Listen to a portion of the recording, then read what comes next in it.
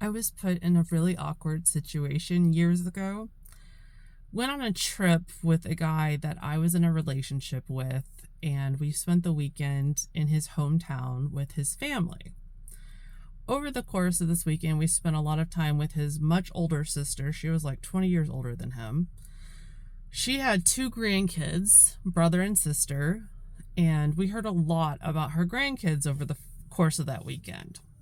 One thing I quickly learned was she had something against her granddaughter. She was constantly talking about how unruly she was, how misbehaved she was, how disrespectful she was, and how they just really hadn't seen the granddaughter for years because of all this, which I felt really sad about. It got worse though. The grandson lived with them, and he clearly had his grandmother wrapped around his finger. She could not say enough good things about him. She adored this boy. Which, okay, great. At least one grandchild, I guess, is in your good graces. But then the last day, I guess they got more comfortable with me and started sharing a lot more about what was going on. And it came out that the brother had gotten in legal trouble because he had been sexually abusing his sister. And because of that and some other things, both of them had been pulled out of their parents' home. And the granddaughter had been placed with the other grandparents, and the grandson had been placed with them. I was really sad and disturbed about all of this. But the icing on the cake was whenever they mentioned that at the other grandparents' house, the granddaughter slept in the same bed as the grandfather. And okay, I'm in this room full of people that I'm not even in this family, so this is awkward, but I'm looking around going, is no one going to say anything about this? Like, does no one have an issue with any of this? I can see that this is just, for everyone, casual, I guess, Sunday afternoon conversation. So I'm like, okay, I guess I'll be the one. Excuse me, pause 1 second.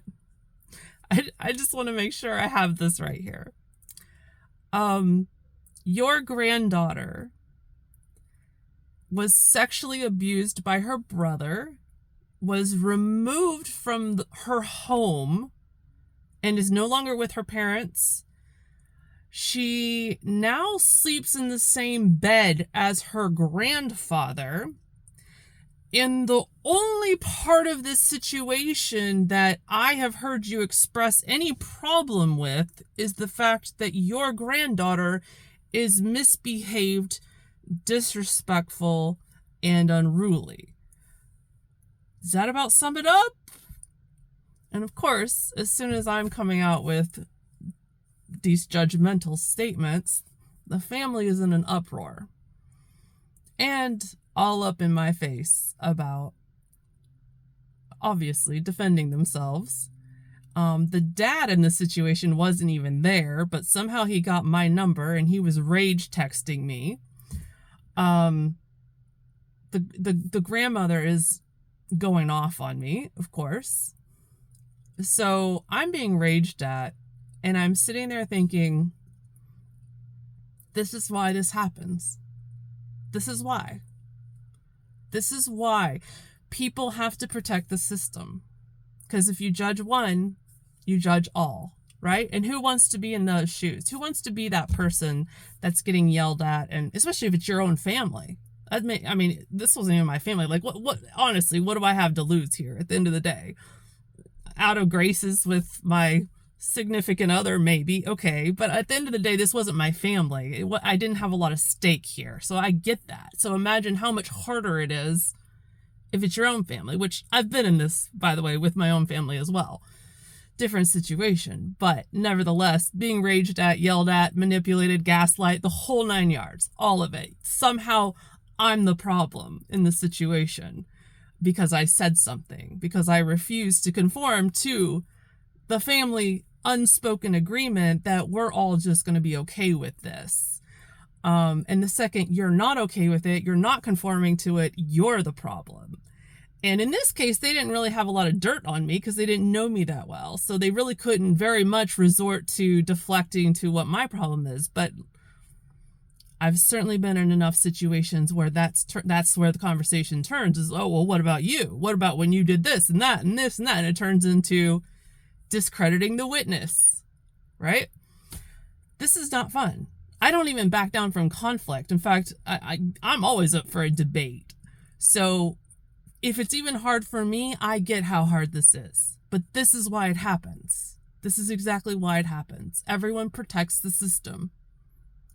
This is why it happens.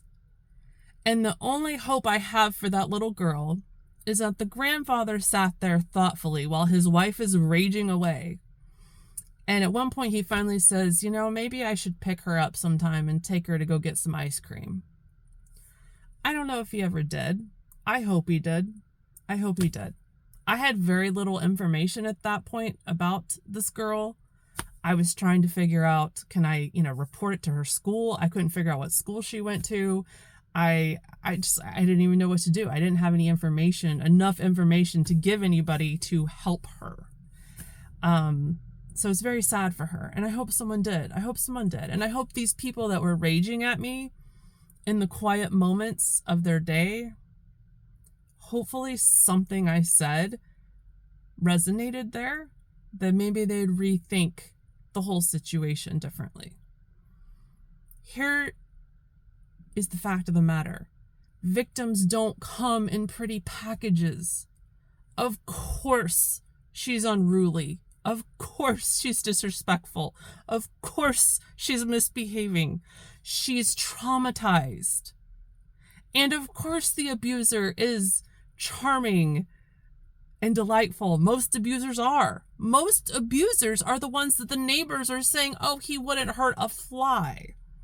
They're often master manipulators. They're often masterful at grooming.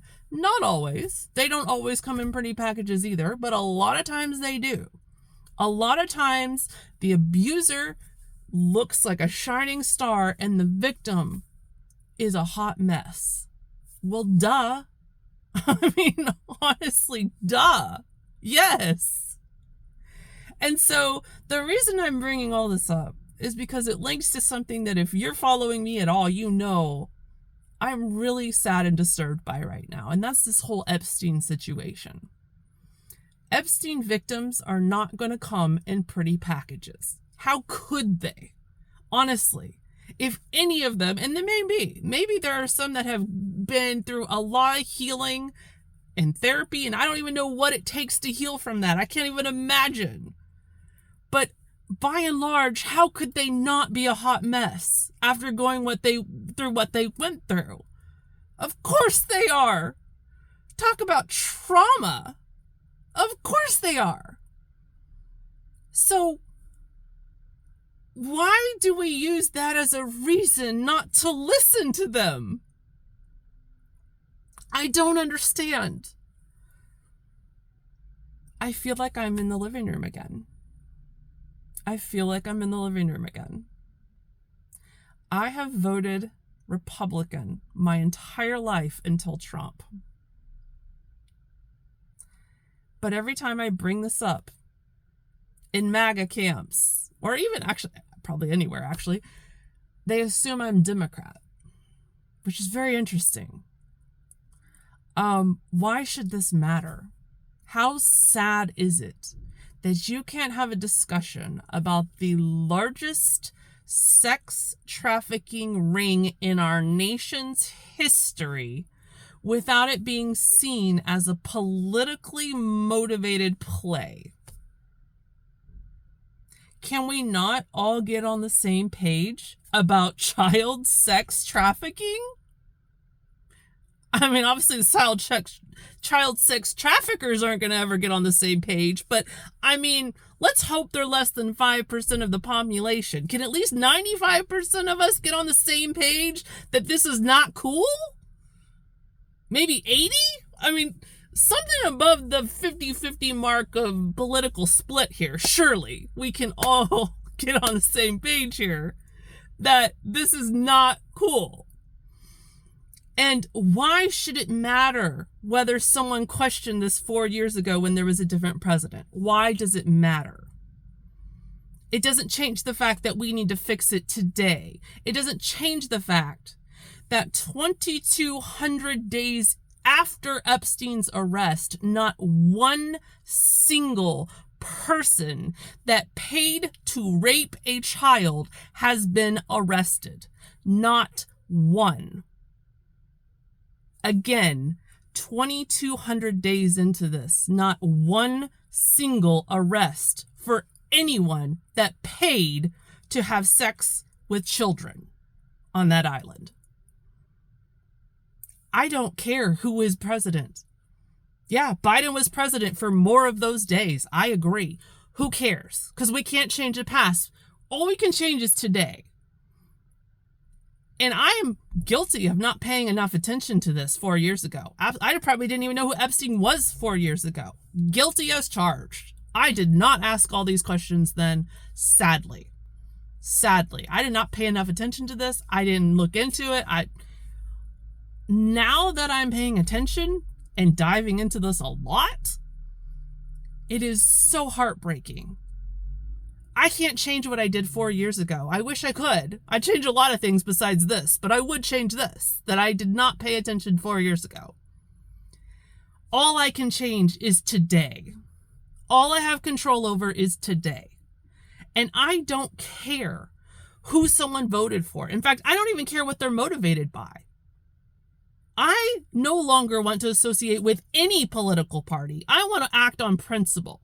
And if there is someone who is even politically motivated, that doesn't even have good intentions, that's walking in the same direction as me to meet the same goal as me in getting child sex trafficking to be illegal again, guess what?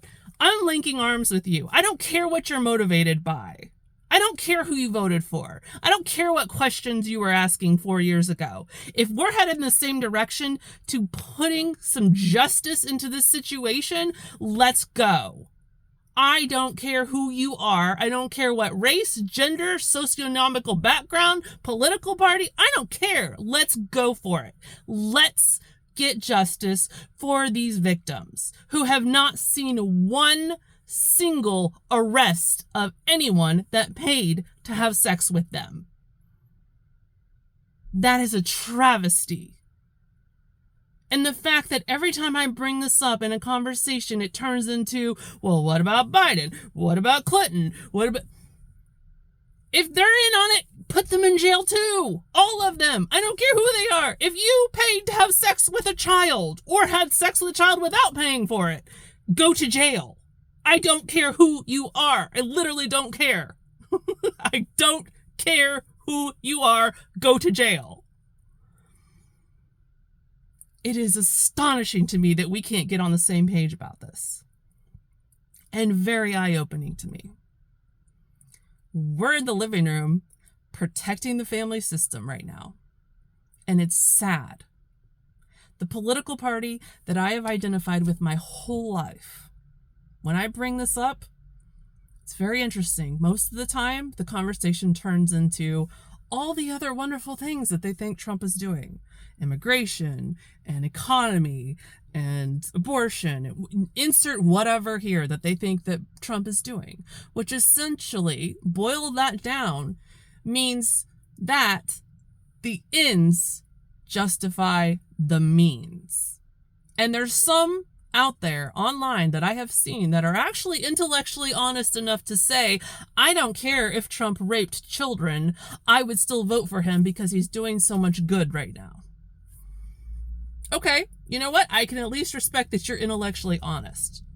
But those who try to sugarcoat and justify this, when essentially they're saying the same thing, not exactly that it's okay. Obviously no one is openly saying this is okay. But they are saying, I'm willing to overlook it because it's going to help my pocketbook. It's going to help my security on the border. It's going to help whatever else, insert issue here.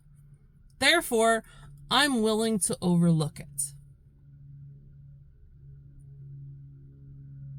And most of the people are conservative Christians saying this.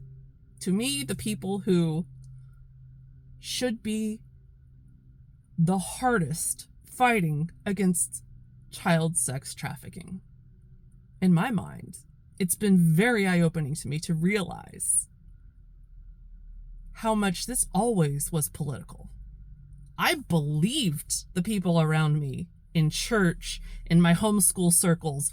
I believed it whenever they talked about when Clinton and Monica Lewinsky were going on, how the office of the presidency should be an example, how it should be an example of morality and honor. I believed all that. And I literally believed at that point that we were the party that was fighting for morality in our country. Boy, have I had a wake-up call. Have I had a wake-up call. Whether you guys want to see it or not, and I'm speaking to you, MAGA, Republicans, whether you want to realize it or not, you are now associated with aiding, abetting, and protecting child rapists. And do you think, just from a strategic standpoint, do you think it's smart? You have no moral high ground at this point. Do you think any Democrat or independent is going to trust anything you do or say at this point? I know I don't. Absolutely. I am actively taking out of my vocabulary we, because I have associated with the Republican Party so long in my 43 years. I'm having to rewire my brain that it's not we anymore. Because I'll talk about Republicans as a we, and I have to stop myself. Not we, Republicans. That is how far I am going to distance myself from this. I will never, and I don't say never very often, I really shy away from that, but I am never going to identify on purpose with another political party. This is ridiculous. No, I'm going to fight for principles and look around. Who's fighting with me? I don't even care why you're fighting for it. Let's go. You're only doing it because it makes the current president look bad? Fine, whatever. We're headed for the same goal. Let's go. Let's make child rape illegal again. Let's go. Be the one. Even if you're the only one. Even if everybody around you is gaslighting you, yelling at you, raging at you. Just take it from me, who's been through it multiple times. You will survive. I guess if you take it to a extreme, maybe you won't, right? I would totally be the first person in the concentration camp that's shot or tortured. I get that. So maybe there's some cases where, yeah, you will die. But you know what? This is worth dying for. So put me in a concentration camp and shoot me if you have to. This is worth dying for. This is not okay. And the moment that we're okay with that being okay, we're done as a nation. All right, that's my little 2 cents. Just my little rant after my Pilates class. Bye, everyone.